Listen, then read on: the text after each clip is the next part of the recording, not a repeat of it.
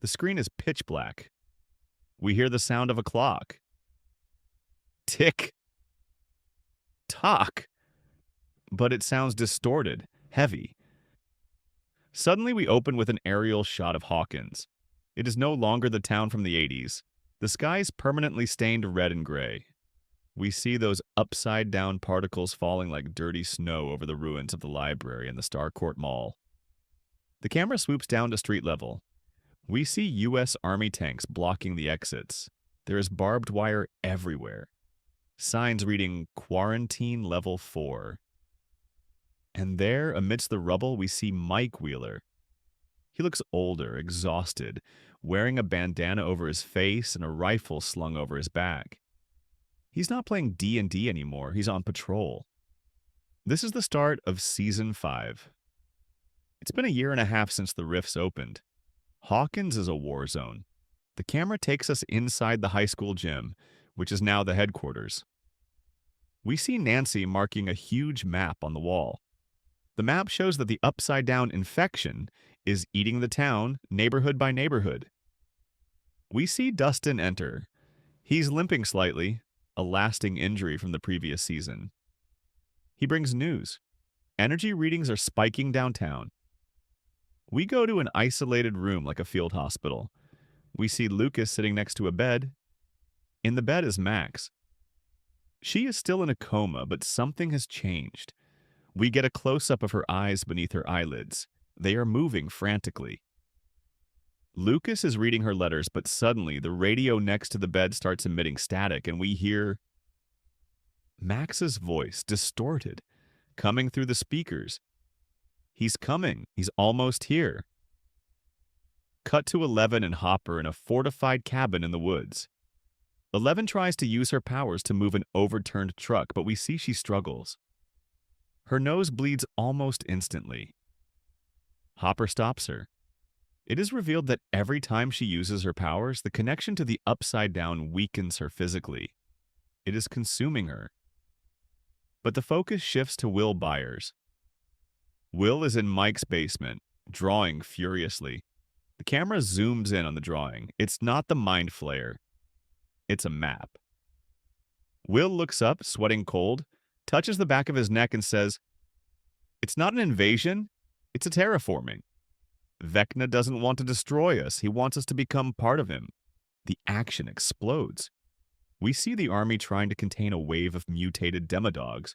They now have camouflage. They are faster. Soldiers are dropping like flies. It is a massacre. The main group, Mike, Will, 11, Dustin, Lucas, Steve, Nancy, Robin, gathers. They understand the army cannot win this. Will takes command. For the first time, we see Will leading. He explains that Vecna is wounded and hiding in the Creel house inside the Upside Down to heal. Here comes the visualized theory. We see a flashback narrated by Will.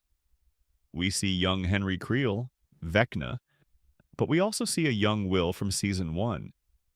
Will reveals the secret. "I didn't hide in the first season. I built the hiding spot." We see how the Upside Down is a projection of Will's fears and Henry's hatred combined. The group splits into 3 teams, Return of the Jedi style. Team Fire, Steve, Jonathan, Nancy, Robin, go to the library to lure the hive and burn it. Team Mind, 11 and Mike, are going to enter the mental void to find Max. Team Key, Will, Dustin, and Lucas, go physically to the center of the rift so Will can lock the door from the inside. The sequence is frantic. We see Steve Harrington at the library. They are surrounded. Hundreds of bats. Steve grabs his nail bat, looks at Nancy, and says his classic line, but with a tone of farewell. He launches himself against the horde to buy them time. We see Steve fighting like never before, covered in green and red blood.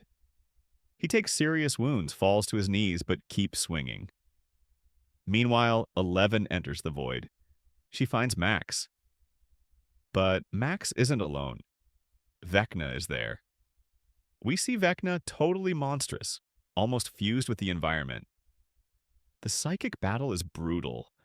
11 is thrown against invisible walls.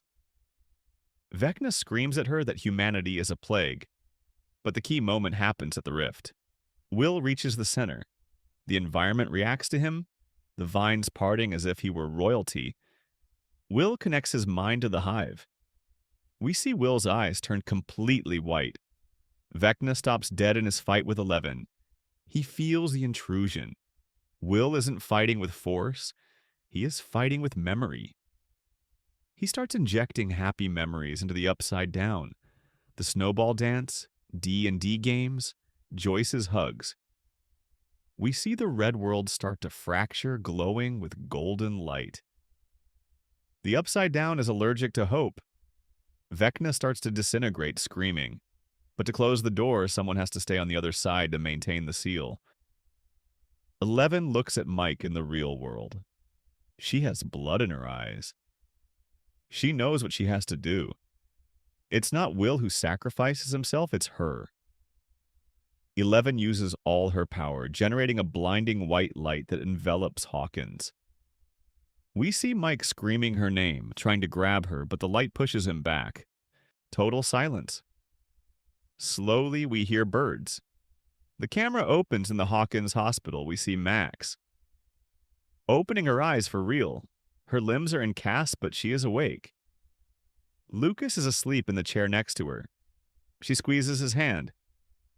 Cut to the outside. The sky is blue. The rifts in the ground have closed, leaving scars of new grass. We see the group gathered in front of Hopper's old cabin.